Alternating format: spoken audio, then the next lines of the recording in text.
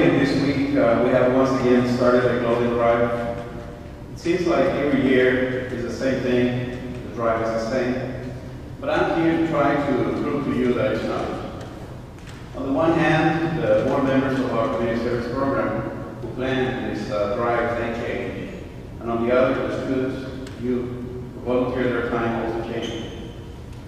The belief that every year is the same, that when, where, and how you comply with the community service hours requirement does not matter, is a tricky one. It may make us unaware and insensitive to the changing needs of others, the recipients of our volunteer work, who, by the way, also change. 11 years ago, when I came to St. Mark's, I was already hooked on service program. The fact that there was an opening to assist Ms. Lobby was for me a deciding factor to stay. When or how did I get involved in community service?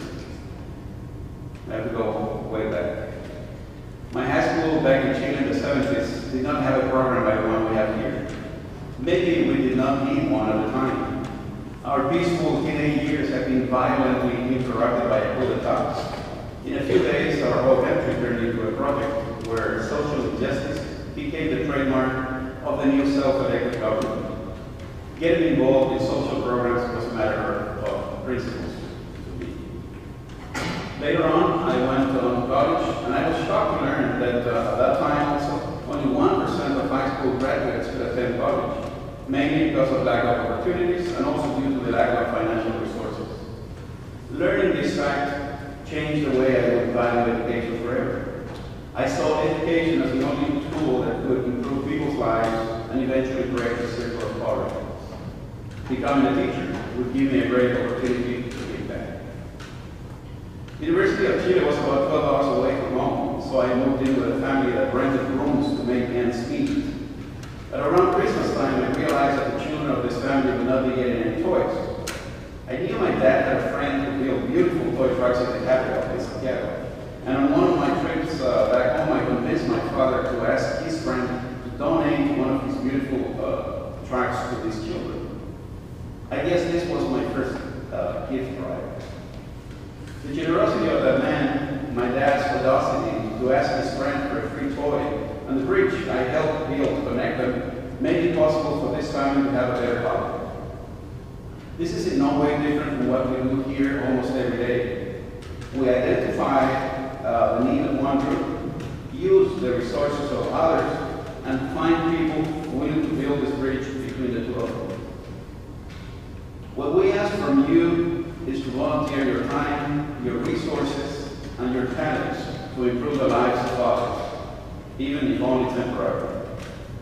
We want you to go outside of the comfort zone of your own family, your social circle, and your community, to meet people and see things that you would not know otherwise.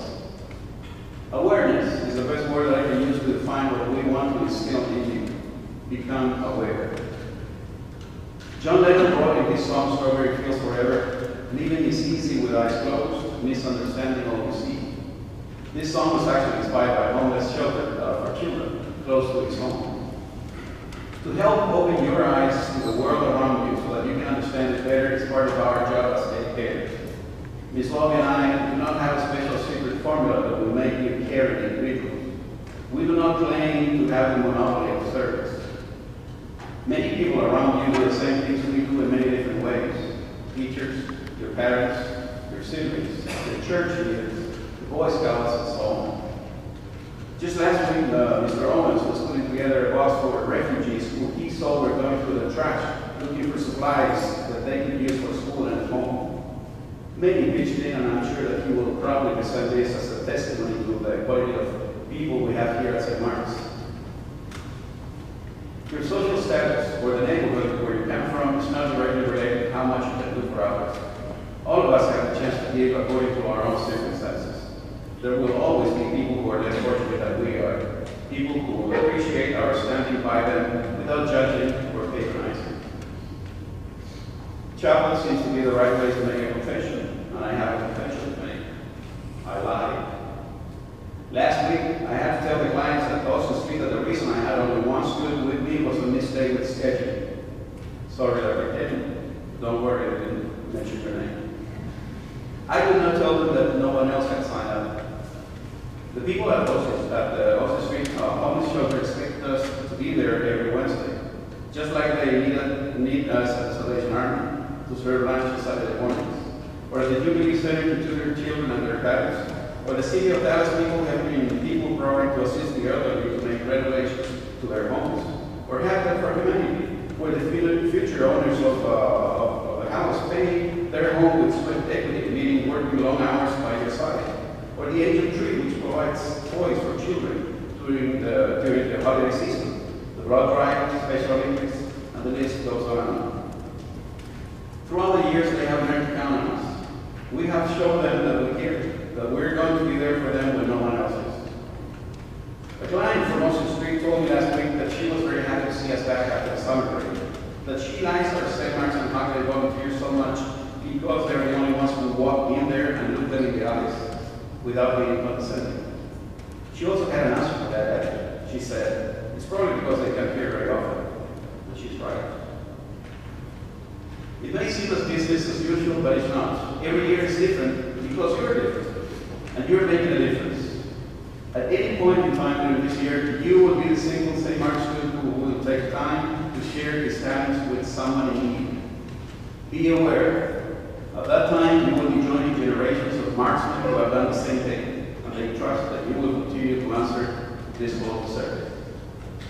I'd like to finish by giving thanks to St. Mark's for giving me the opportunity to work here doing what I like to do. And if you have not done so already, join us. Thank you.